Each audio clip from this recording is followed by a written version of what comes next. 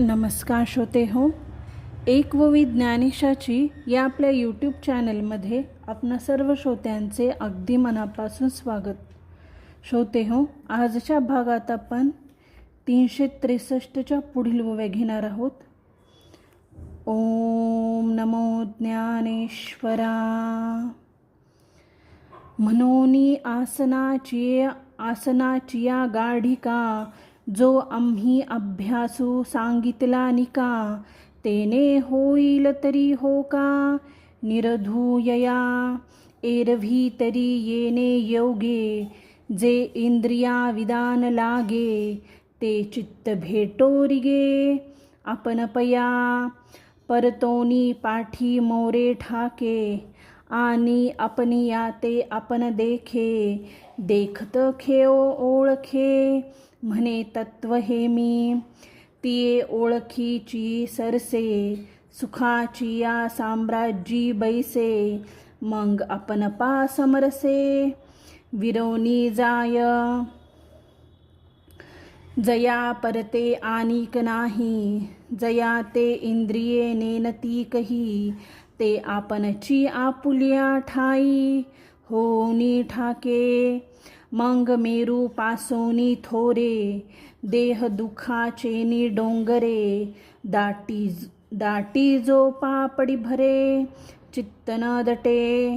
का शस्त्रे वरी तोडलिया, देह अग्नी माझी पडलिया, चित्त महासुखी पुहडलिया, चेवोची नये, ऐसे आपण पारिगोनी ठाये.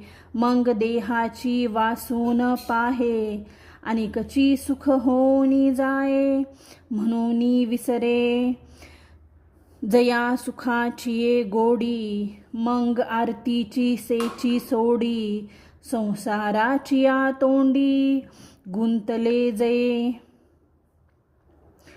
या ओव्यांचे निरूपण करताना माऊली महाराज इथे सांगतात, म्हणून आसनाच्या बळकटपणापासून आरंभ करून जो आम्ही तुला योगाभ्यास सांगितला, त्या योगानेच झाला तर या इंद्रियांचा निर्गह होईल. एरवी योगामुळे इंद्रियांचे दमन जरी जाहले तरी चित्त आत्म्याच्या भेटीला उतावीळ होते. जेव्हा मन अंतर्मुख होते आणि आपण आपल्या स्वरूपाला पाहताच स्वस्वरूपाची ओळख पडते.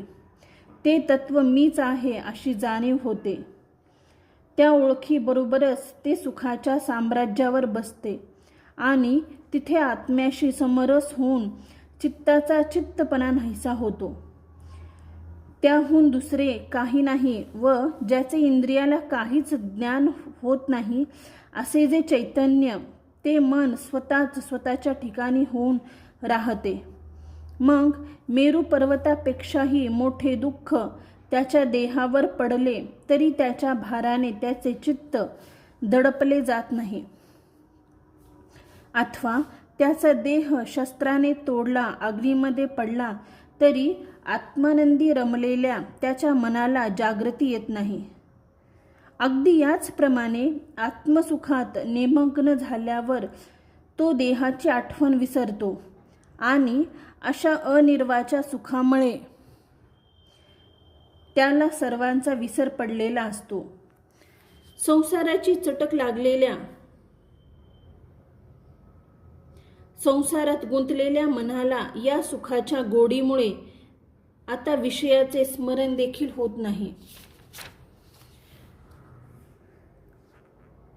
जै योगांची बरव, संतोषाची राणीव, ज्ञानाची जाणीव जया लागी, ते अभ्यासी लीने योगे, सावयव देखावे लागे, देखले तरी अंगे होईल जेगा.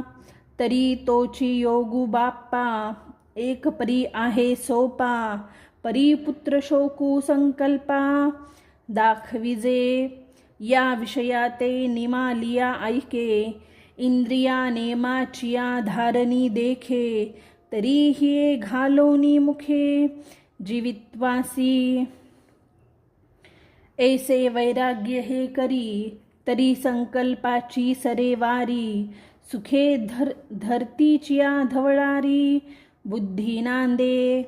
बुद्धी धैर्या होय वसोटा तरी मना ते अनुभवाचिया वाटा. हळूहळू करी प्रतिष्ठा आत्मभुवनी. याही एके परी प्राप्त आहे विचारी. हे न ठके तरी सोपरी अनिक एके. आता नियमूची हा एकला जिवे करावा आपुला. जैसा कृत निश्चयाचिया बोला. बाहेरा नोहे जरी एतुलेनी चित्त स्थिरावे. तरी काजा आले स्वभावे नाही तरी घालावे मोकुलुनी. मंग मुकलेले जेथ जाईल तेथोनी नियमोची घेऊनी येईल.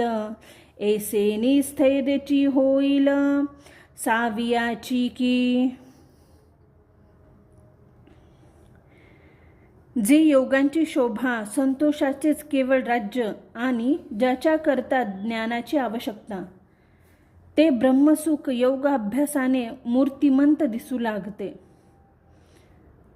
आणि दिसू लागताच ते पाहणारा तद्रूपच बनतो. तथापि अर्जुना, एका प्रकाराने हा योग सोपा आहे.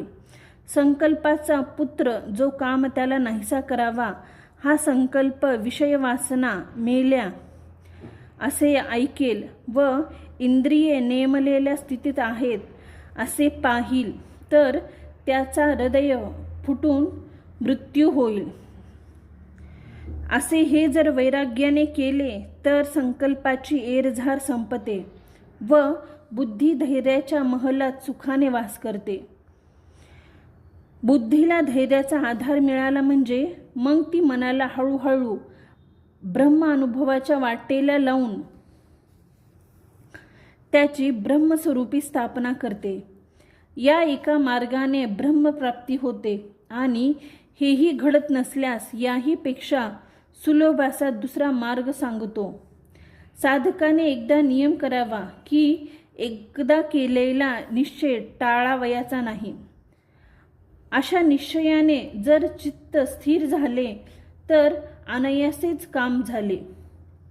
पण असे जर झाले नाही तर त्या चित्ताला खुशाल स्वैर भटकू द्यावे. मग ते चित्त मोकळे सुटल्यावर जिथे जाईल तिथून निश्चय त्याला परत घेऊन येईल आणि अशा प्रकारे ते तत्काळ स्थिर होऊन राहील. पाठी केतुलेनी ऐके वेळे तया स्थैर्याचीनी मेळे. आत्मस्वरूप जवळे येईल सहजे तया ते देखोनी अंगा घडेल. तेथे अद्वैती द्वैत बुडेल आणि ऐक्यतेज उघडेल. त्रैलोक्य हे आकाशी दिसे दुसरे ते अभ्र जय विरे.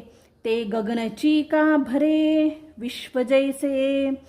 तैसे चित्त जया लया जाये आणि चैतन्याची आघवे होये. ऐसी प्राप्ती सुखोपाये आहे येणे. नंतर काही वेळाने स्थैर्याच्या बळाने मग सहज आत्मस्वरूपाजवळ येईल. मग आत्मस्वरूपासच पाहून त्यात मिसळून जाईल. जेव्हा द्वैत अद्वैत नाहीसे होऊन ऐक्याच्या तेजाने विश्व प्रकाशेल. आकाशात दिसणारे ढग नाहीसे झाले की जसे संपूर्ण विश्व आकाशानेच भरलेले दिसते तसे चित्त आत्मस्वरूपी लयास गेले की संपूर्ण विश्व चैतन्यमयच होते. या सुलभ उपायाने अशा प्रकारची सिद्धी प्राप्त होते. श्रोते हो, इथे आपल्या ज्ञानेश्वरीच्या 6व्या अध्यायातील 346 ओव्या पूर्ण झालेल्या आहेत. झालेली सेवा मी सद्गुरू ज्ञानेश्वर माऊलींच्या चरणी रुजू करते. व्हिडिओ आवडल्यास प्लीज चॅनलला लाईक, शेअर आणि सबस्क्राईब जरूर करा. व्हिडिओ कसा वाटला हे कमेंट करून जरूर कळवा. धन्यवाद. ओम नमो ज्ञानेश्वरा.